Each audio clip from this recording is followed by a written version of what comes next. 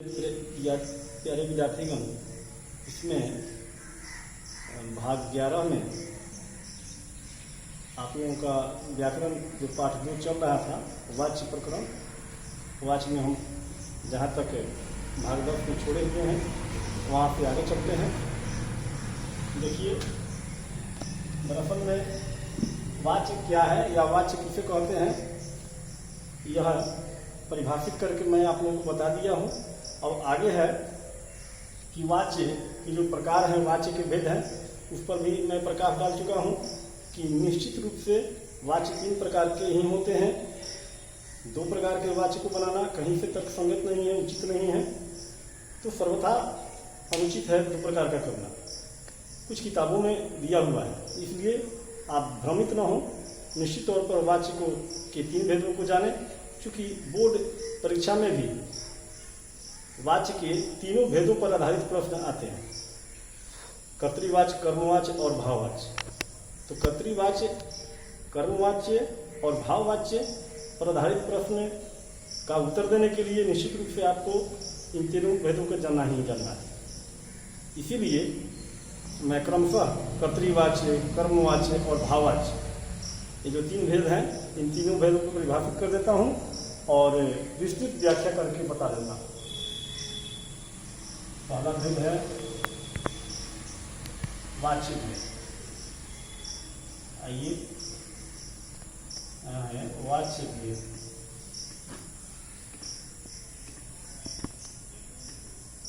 वाच्य भेद या वाच्य भेद, संयोजक चिन्ह के का भी बोध करता है, संबंधित का सूचक है यह। वाच्य के भेद के बराबर है वाच्य भेद। आइए, ये हैं 3 प्रकार के।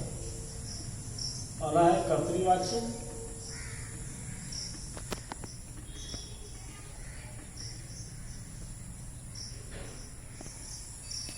दूसरा है कर्मवाच्य,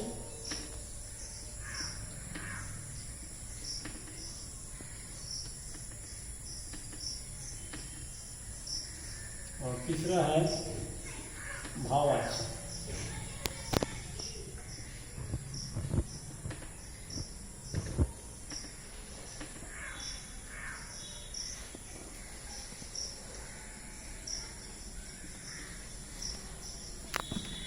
पहला जो है कर्तृवाच्य, उसको परिभाषित करते हैं कर्तृवाच्य।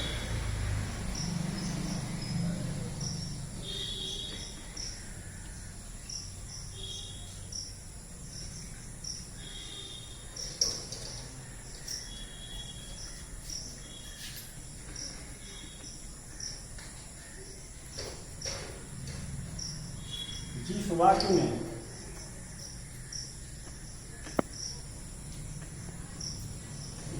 वाक्य की मुख्य क्रिया का संपादक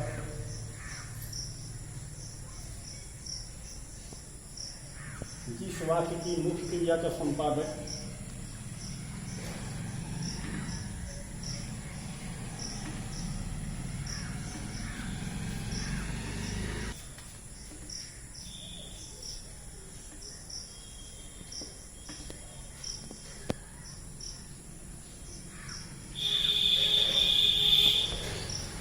वाक्य की मुख्य क्रिया का संपादक करता हो,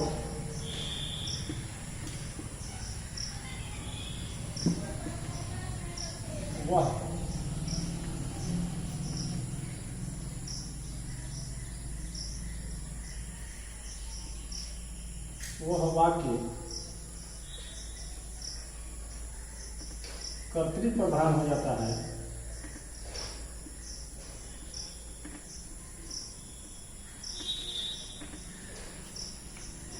प्रधान हो जाता है।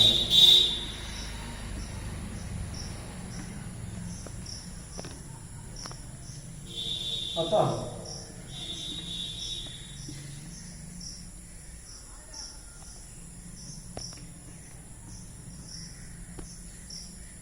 उस वाक्य को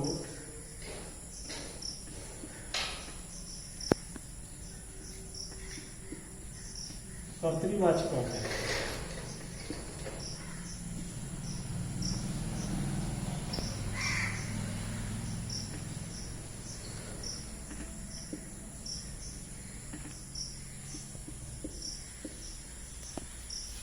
ध्यान से देखें, वाच्य चैप्टर है, सेकेंड चैप्टर। वाच्य भेद बताया गया यहाँ। वाच्य के भेद कितने प्रकार के हैं वाच्य? तो कर्तृवाच्य, कर्मवाच्य और भाववाच्य 3 भेद हैं। पहला भेद है कर्तृवाच्य। इसकी परिभाषा हो गई, जिस वाक्य की मुख्य क्रिया का संपादन करता हो वह वाक्य कर्तृप्रधान हो जाता है। बताया गया था कि बस वाक्य में क्रिया संपादक की भूमिका को दर्शाना ही वाच्य कहलाता है। कि किसी वाक्य की मुख्य क्रिया का संपादक कौन है, कर्ता है, कर्म है, या कर्ता कर्म दोनों न होकर के क्रिया स्वतंत्र है। अगर कर्ता है कि किसी क्रिया का संपादक तो कर्तृवाच्य होता है, किसी क्रिया का संपादक कर्म है तो कर्मवाच्य होता है, और न कर्ता हो न कर्म हो, क्रिया स्वतंत्र हो जाए, अपने आप हो जाए तो भाववाच्य हो जाता है। वहाँ भाव की प्रधानता हो जाती है, क्रिया भावपूर्ण हो जाती है। तो इस प्रकार से पूर्ण परिभाषा है आपका ये कर्तृवाच्य का। अब फिर देखता हूँ आगे इसका उदाहरण। जैसे बड़ा सामान्य सा वाक्य है, राम आम खाता है।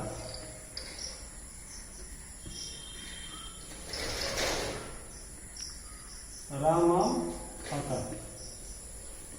ऐसा नहीं है कि सिर्फ राम आम खाता है, मोहन भी आम खा सकता है, लेकिन कर्ता यहाँ पर राम ही है। चलिए, तो राम आम खाता है, इसमें आप समझ सकते हैं कि राम क्या है? कर्ता है। राम जो है यह कर्ता है।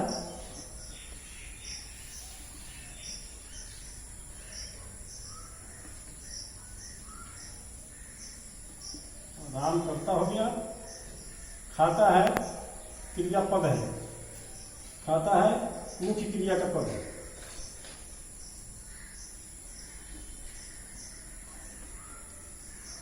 मुख्य क्रियापद।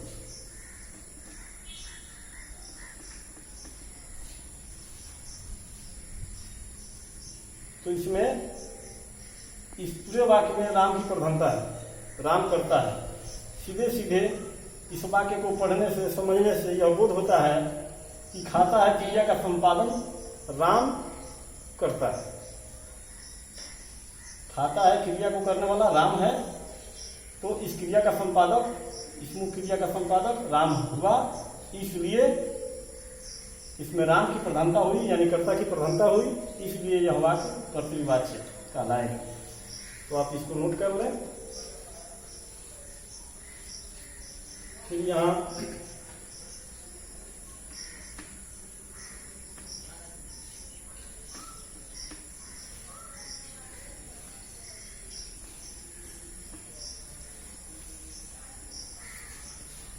सेकेंड है आपका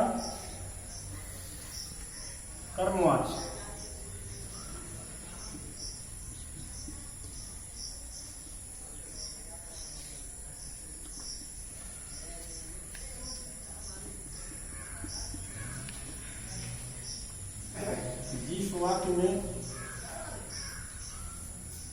जिस वाक्य की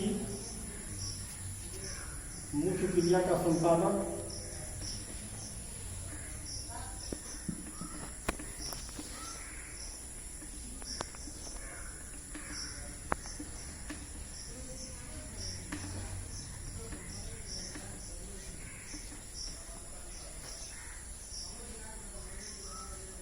जिस वाक्य की मुख्य क्रिया का संपादक कर्म हो,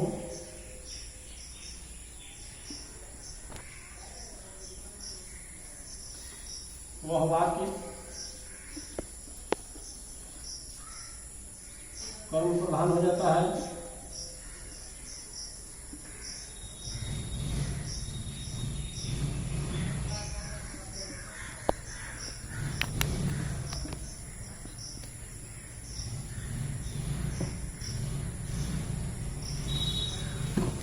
कर्म प्रधान हो जाता है।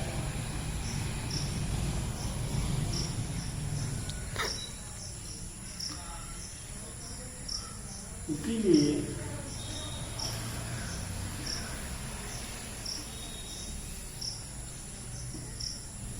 वाक्य को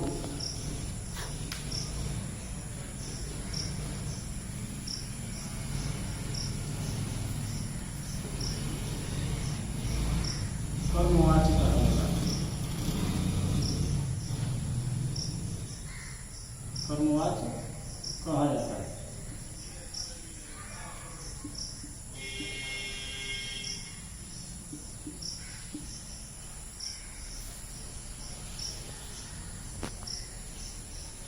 जैसे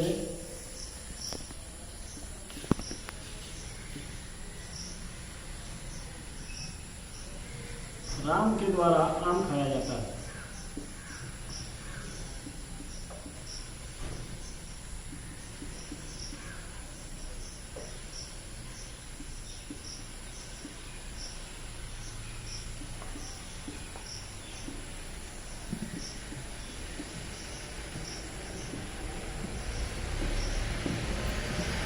राम के द्वारा आम खाया जाता है।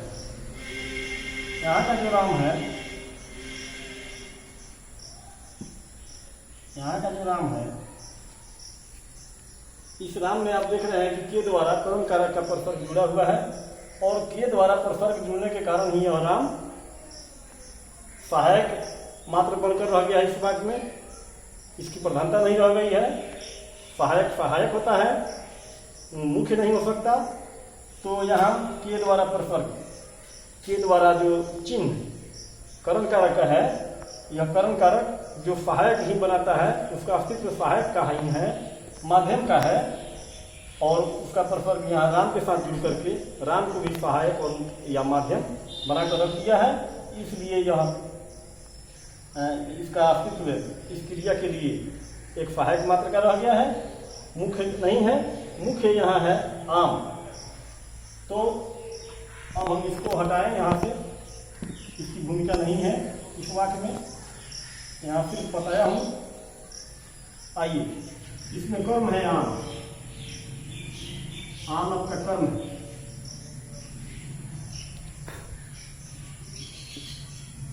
कर्म है आम, खाया जाता है क्रियापद,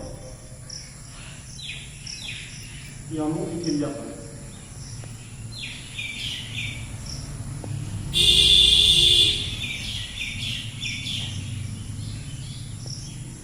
राम के द्वारा आम खाया जाता है वाक्य का कर्म है आम और मुख्य क्रियापद है खाया जाता है।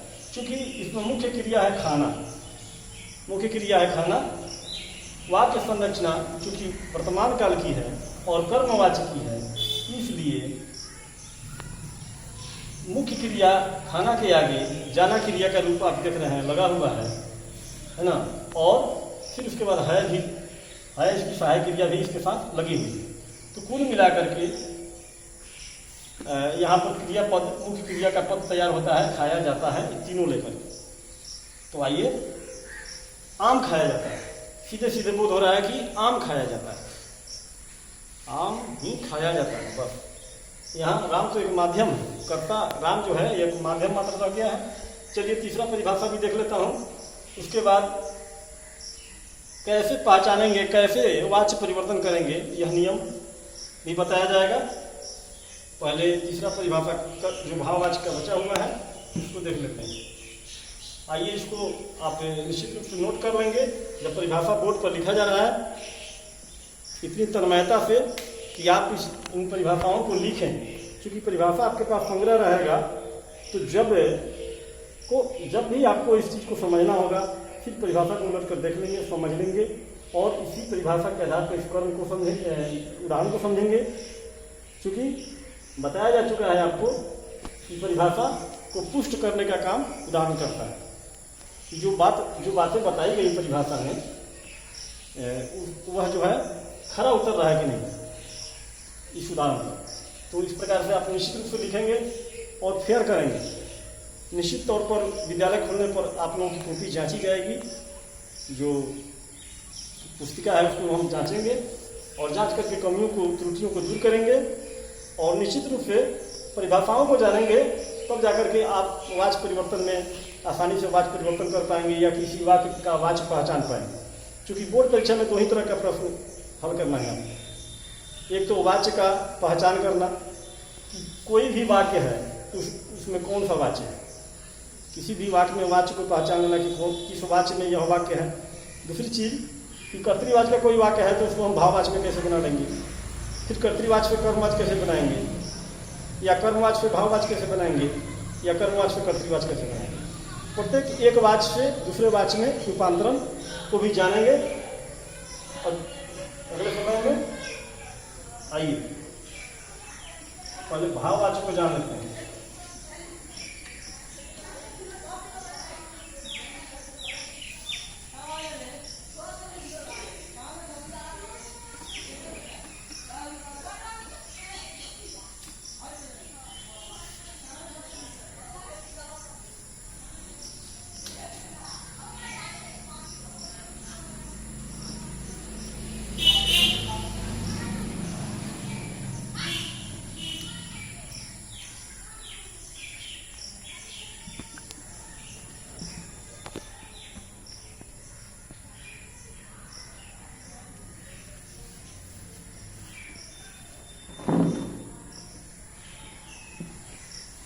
जिस वाक्य में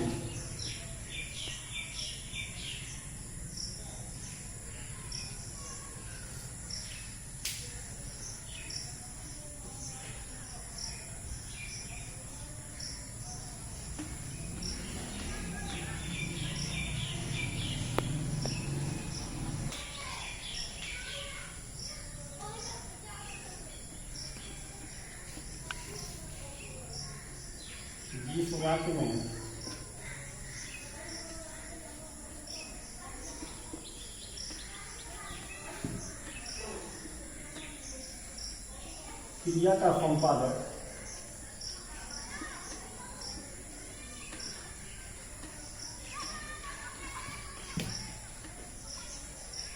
न कर्ता हो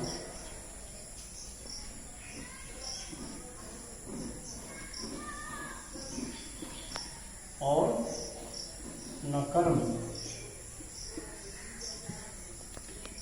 बल्कि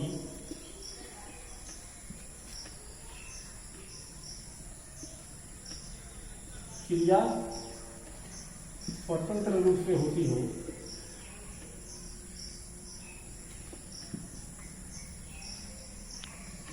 तो उससे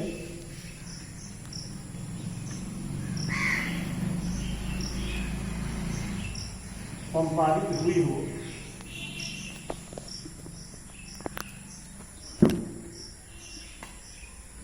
वह वाक्य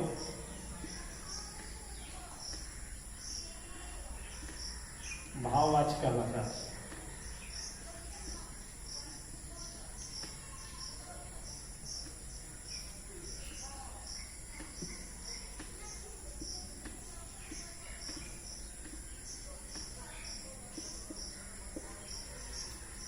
जिस वाक्य में क्रिया का संपादक न कर्ता हो और न कर्म, बल्कि क्रिया स्वतंत्र रूप से संपादित हुई हो, वह वाक्य भाववाच्य कहलाता है। जैसे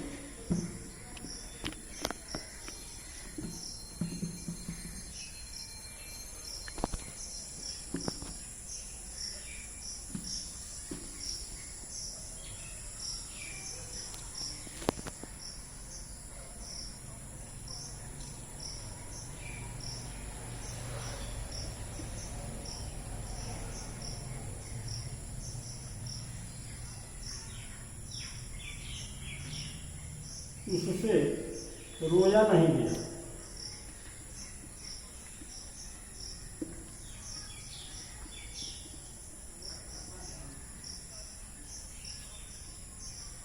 यहाँ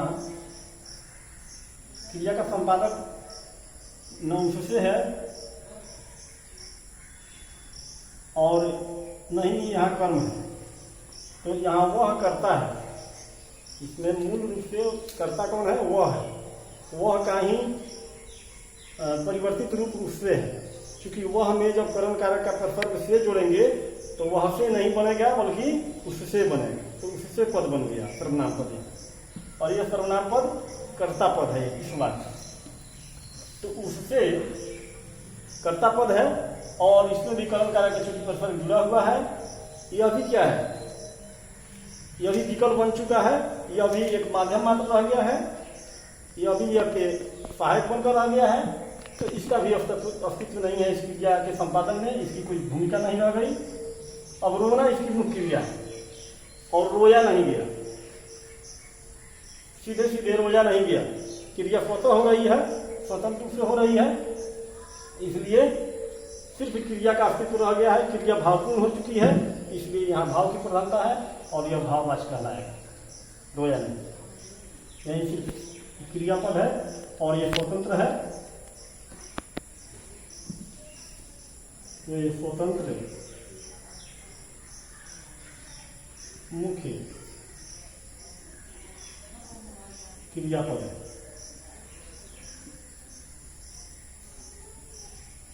क्रियापद इस स्वतंत्र रूप से यह क्रिया हो रही है, इसलिए यहाँ क्रिया के भाव की प्रधानता है, इसलिए यह भाववाचक कहलाएगा। चलिए अब मैं समझता हूँ कि यह वीडियो पर्याप्त हो चुका होगा, इसलिए वाच्य के भेदों की परिभाषा तक इसको मैं संपन्न करता हूँ और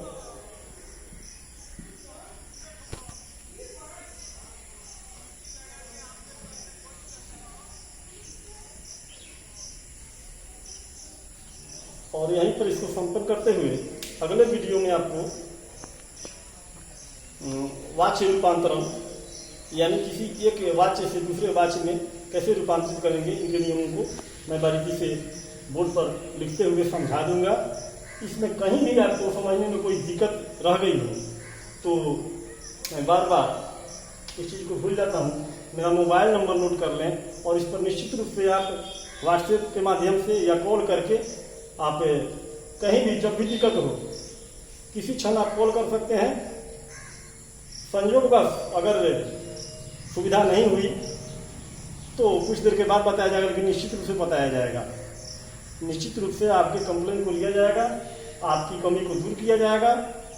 बिल्कुल हिचक संकोच नहीं करेंगे, निश्चित रूप से पूछेंगे, जहाँ भी दिक्कत हो समझेंगे। और इसको शेयर करके जो व्याकरण की पुस्तिका है, व्याकरण का फेयर है, उसमें इसको शेयर करेंगे और जो आपके पाठ्यक्रम का जो पुस्तक है उसका अभ्यास भी करेंगे। निश्चित रूप से अभ्यास करना है और पूछताछ करना है। आइए मोबाइल नंबर नोट करिए।